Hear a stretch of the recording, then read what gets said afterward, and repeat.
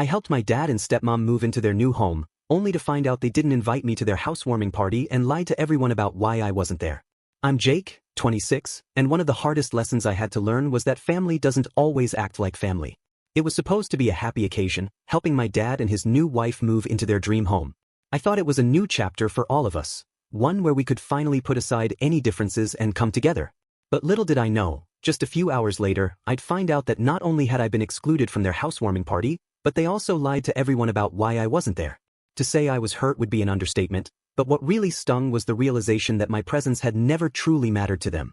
How could they treat me this way after everything I had done for them? This is the story of how I helped them move into their new home, only to be left in the dust. I was raised by my dad. My mom passed away when I was young, and dad did the best he could to raise me on his own. Things were tough, but we had each other, and that's what mattered most. When dad met Jennifer a few years ago, I was hesitant to say the least. She was nice enough, but it was hard for me to accept her as a permanent part of our lives. They got married not long after, and while I wasn't thrilled about the change, I tried to be respectful. It was important to my dad, and I didn't want to cause any more tension in a relationship that had already been through enough. But as the months went by, I began to notice subtle changes. Jennifer's influence started to creep in, and slowly, I found myself drifting further away from the family dynamic I had always known. Still, I did my best to stay involved, even if it was a little uncomfortable. My dad's happiness meant the world to me, so I kept my mouth shut and just tried to be supportive. That's when they bought the new house. A beautiful, sprawling place in the suburbs that seemed to be everything they ever wanted. I was happy for them. Honestly, I was.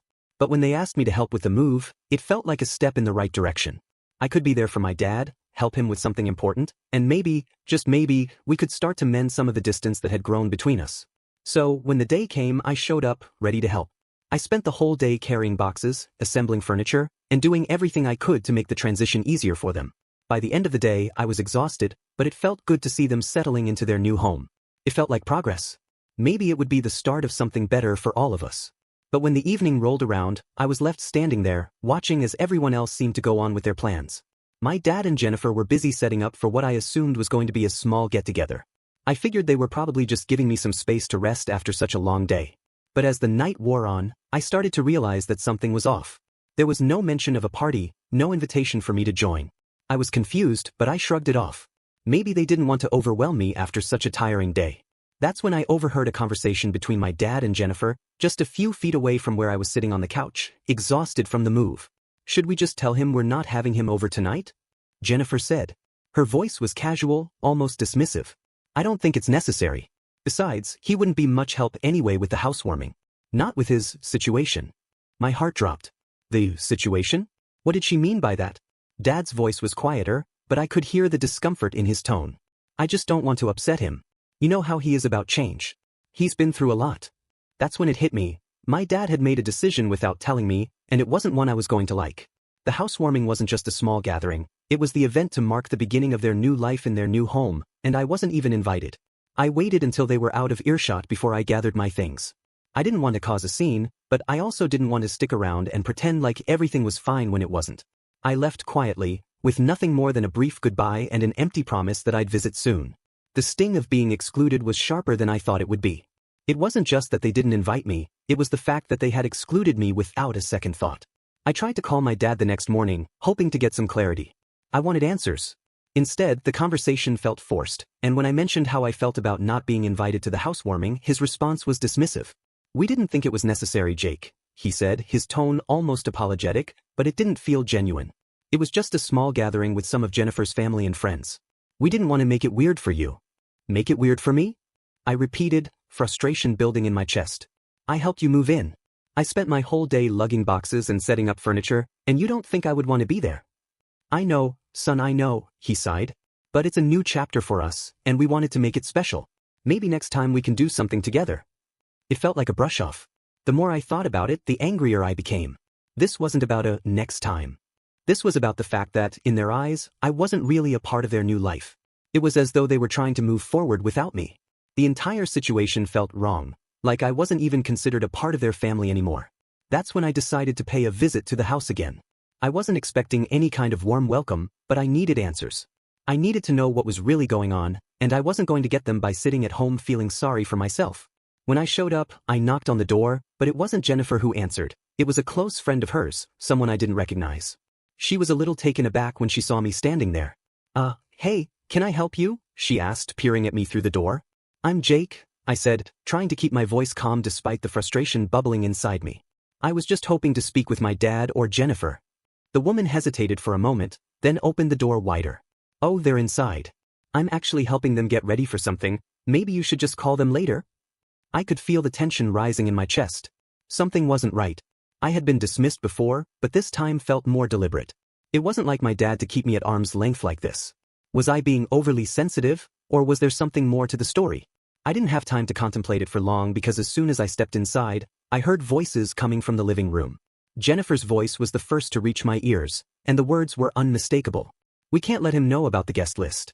He'll make it awkward, Jennifer was saying, sounding a little too concerned. He'll ruin everything. I froze. This wasn't just about the housewarming anymore. It was about something deeper. Something I wasn't being told. I moved quietly down the hallway toward the sound of their voices. There was no way I was going to walk away without understanding what was really going on. I was about to round the corner when I heard my dad's voice, low and hesitant, but still clear enough for me to hear. Do you think it's too late to just go back? I know he's hurt, but this is a big step for us, Jen. I don't want him to ruin it. I felt a tight knot form in my stomach.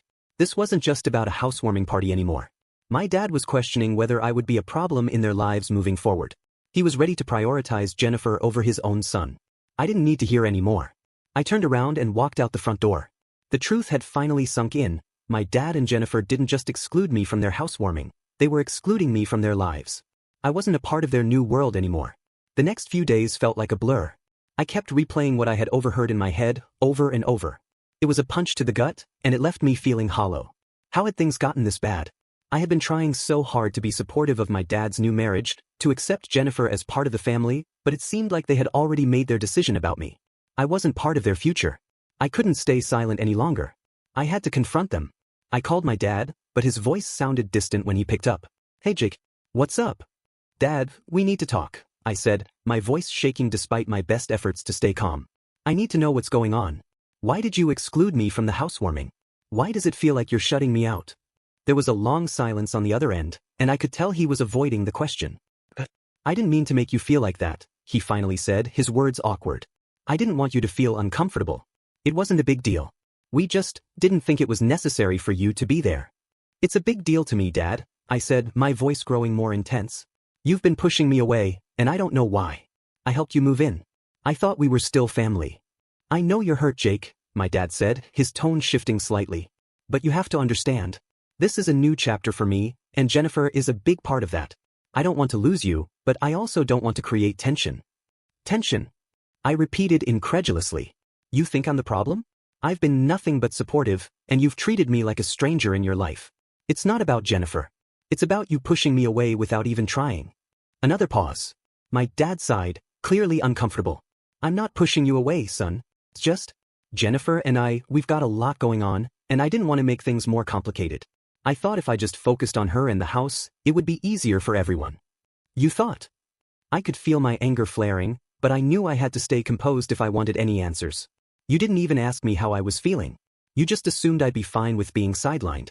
You don't get to make decisions about me without me. Jake, calm down, my dad said, his voice soft but firm. Let's talk this through. I'm sorry if I hurt you. I never meant to make you feel like this. But it was too late. The damage had been done. The words hung in the air like a bad taste in my mouth. I wasn't just upset, I was heartbroken. For months, I had been pretending to be okay, trying to convince myself that this was just a phase. But now, the truth was undeniable. My dad had made his choice. And it wasn't me. I don't know if we can just talk this out, Dad, I said, my voice shaking with the weight of everything I was feeling. You've already made it clear that Jennifer is your priority. And I'm just the kid who helped you move in. That's not true, Jake, my dad protested, but I could hear the uncertainty in his voice. You'll always be my son. But not in the way I thought, I replied, my throat tight. I don't think I can just go on pretending like nothing's happened. I'm not going to be the afterthought in your life anymore. I hung up the phone before he could say anything else. I didn't want to hear it. I had given him enough chances to make it right, but he hadn't. Now, I had to make the decision for myself. I wasn't going to continue being treated like an accessory in his new life. Later that evening, Jennifer called me. Jake, we need to talk, she said, her tone surprisingly calm. I didn't think things had gotten this bad. I didn't mean to hurt you. I didn't have the energy to talk to her. You already have, I said bluntly. I don't think there's anything left to say. It wasn't just about the housewarming party anymore. It wasn't about the exclusion or the fact that they had lied about why I wasn't there. It was about the realization that I was no longer part of their plans, their future, or their family. And that hurt more than anything else. The days following that painful phone call were a whirlwind of conflicting emotions. I spent hours pacing around my apartment, staring out the window, trying to piece together everything that had just happened. The realization that my dad, the person who had been my rock for so many years, had made a choice that directly impacted me, shook me to my core. I wanted to move on, to let go of the bitterness that was starting to settle in my chest, but I couldn't. Not yet. I tried to keep myself busy, distracting myself with work, hanging out with friends, and even taking spontaneous trips to try to clear my mind. But no matter how much I tried to avoid it, the truth kept creeping in. Every time I saw my dad's name pop up on my phone, I hesitated before answering, still too hurt and confused to have that conversation. Weeks passed, and I felt the weight of the silence between us grow heavier. I realized that I couldn't keep avoiding him forever. My dad, despite everything, was still my dad. The man who had taught me how to ride a bike, who had been there for every important moment of my life. Even though he had hurt me, I still loved him. But I also knew that something had to change. It couldn't just be business as usual. Not after everything. One night I decided I had to talk to him. I had spent too much time trying to convince myself that everything was fine when I knew it wasn't. I picked up my phone, took a deep breath, and dialed his number. As I waited for him to pick up, I wondered how the conversation would go. What could I possibly say to make him understand how deeply his actions had cut me? When he answered, his voice was soft, almost hesitant. Jake, I'm so sorry. I've been thinking about our last conversation, and I can't stop regretting how everything went down. I bit my lip, trying to keep my composure. I know. I've been thinking about it too. And I'm not sure I'm ready to forgive you yet, Dad. His voice trembled slightly. I don't expect you to forgive me right away. But I want you to know that I never intended to hurt you. I got caught up in the whirlwind of everything, and I made some terrible decisions. I'll spend the rest of my life trying to make it right. I swallowed the lump in my throat. I could hear the regret in his voice, but I wasn't sure if it was enough to erase the hurt. I don't even know where to begin with all of this, I admitted. You've hurt me, Dad. You've made me feel like I don't matter, like I'm just an afterthought. There was a long pause on the other end of the line before he spoke again. I know. And I'm so sorry for that. You've always mattered to me. More than you'll ever know. I wasn't thinking clearly when all this started, but now I see how much I've messed up. I'll do whatever it takes to make it right, Jake. I closed my eyes, trying to process everything he was saying. It wasn't easy to hear, and I wasn't sure if I was ready to forgive him. But I also realized that I had to do something. I couldn't keep letting this pain control me. I don't know if I can just forget everything that's happened, I said quietly. But I'm willing to try. I don't want to lose you, Dad. But it's going to take time. We need to work through this. I understand, he replied, his voice thick with emotion. And I'm willing to take whatever time it takes. I'll never stop trying, Jake. We spent hours on the phone that night, talking through the things that had been left unsaid for far too long. I told him about the resentment I had been holding on to, the feeling of abandonment, and how much it hurt to see him move on so quickly without even considering my feelings. He listened, really listened, and apologized in a way that felt genuine. In the days that followed, we started making small steps toward rebuilding our relationship. I began accepting his calls more regularly, and we talked about everything from trivial updates to deep, emotional topics. It wasn't easy, and there were still moments of tension as we navigated the messiness of what had happened, but there was progress. Jennifer, on the other hand, was more difficult to deal with. She apologized to me, but it felt more like an obligation than a true expression of remorse. I wasn't sure I could ever trust her again, but I decided to take it slow. I wasn't going to rush into anything with her. I had been burned too many times already. Despite the challenges, something shifted in me. I started to realize that while I couldn't change the past, I could change how I dealt with it. I could set boundaries and demand the respect I deserved. I wasn't going to be the person who sat quietly in the background while everyone else got what they wanted.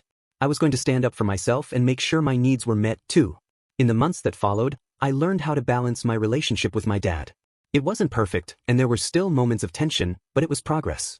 I started seeing my dad more often, having dinners with him and Jennifer, but always keeping a safe distance until I felt more comfortable. I made it clear that I couldn't just pick up where we left off, but I was willing to move forward as long as they respected my boundaries.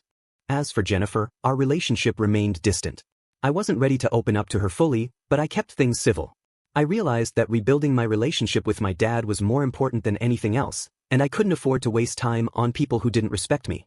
It wasn't a perfect resolution, but it was the best I could do under the circumstances.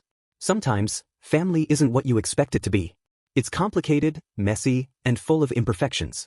But that doesn't mean it isn't worth fighting for. Do not forget to like the video, subscribe to the channel, press the bell icon, and share your thoughts in the comments.